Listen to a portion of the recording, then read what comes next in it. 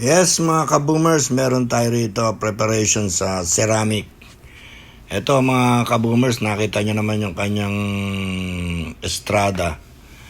Medyo malabo na yung pintura. Ito yung medyo inaano ng ating ang may-ari, ating customer, no? Na medyo malabo na yung pintura niya. Ang dami ng tingnan nyo, ang dami ng acid rain. Ayan, mga kaboomers. So, kaya pagagandahin natin to at ayaw kong mapahiya dun sa may-ari nito. Dalang pangako ko sa kanya, magiging maganda ang kanyang estrada. Ayan po mga kaboomers, kaya inuumpisa na natin. Kailangan dito kasi mga kaboomers magandang preparasyon. At syempre inuna na rin natin tong baka mahuli ito, kaya tong salamin niya in-acid drain na natin para pag gumanda yung pintura niya, talaga namang pati salamin niya, lahat maganda mga kaboomers. Yan. Ayan, makikita nyo. Ginagawa si Mike po ang gumagawa na ito. Para, ayan, natapos na to, medyo gumanda na. Kita nyo, maitim-itim na. Nung una kasi, nung dinala niya, medyo malabo yan eh. Hindi maganda.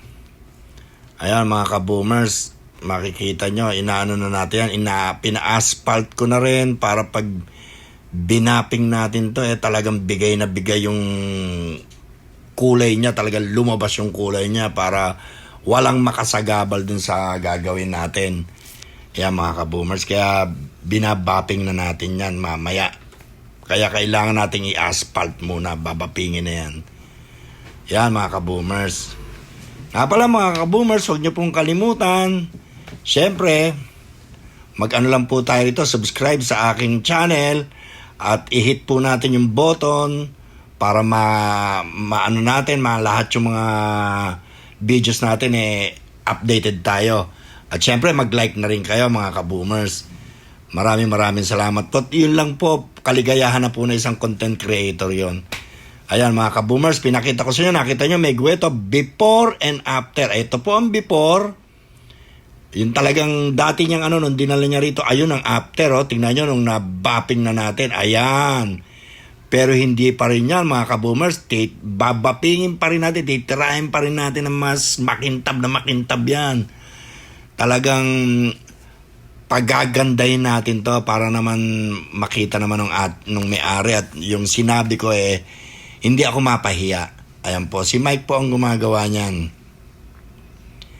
Ayan mga kaboomers, tingnan mo, lagyan natin ng linya yan para, ayan, ganyan yung niya mga kaboomers, tingnan nyo. Tingnan nyo naman yung nabapping na Kaya mamaya maganda na yan mga kaboomers pag nakita nyo. Ayan. Ayan, nung nabapping na natin lahat, tignan nyo ngayon mga kaboomers kung ano itsura niya.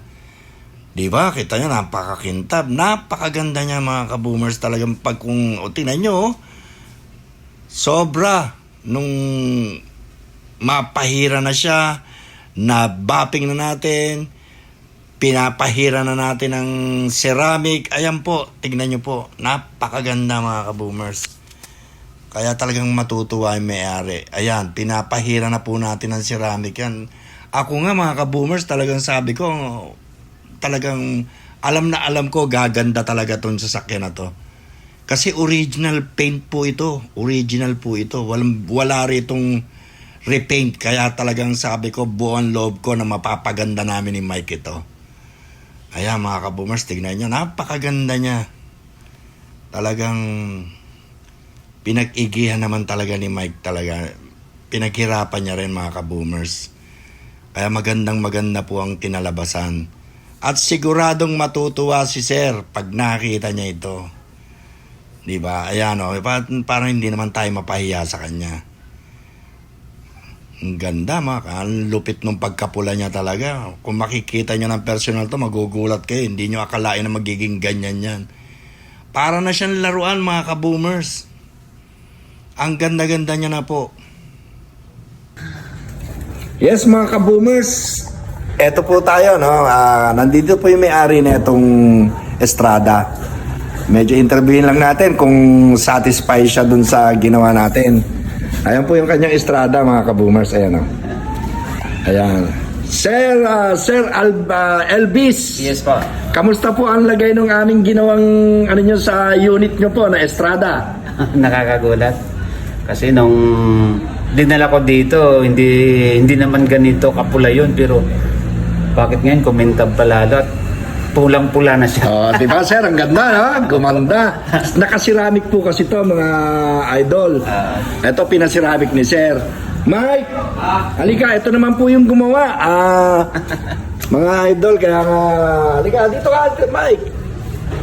Oh, Mike, ito yung gumawa, nagseramik na itong kanyang napakagandang estrada ngayon. Kung makikita nyo sa vlog ko na yung before and after niya. O, ito, si Mike, kaya magtabi kayo ni sir. Ayan, ayan, si Mike, siyang gumawa nito. Ayun, sir, maraming salamat ha, Sir Elvis ha. Yes po. Thank you very much sa pagtitiwala nyo. Salamat! Ayun po. Thank you, kaboom! Boom, boom! Nice.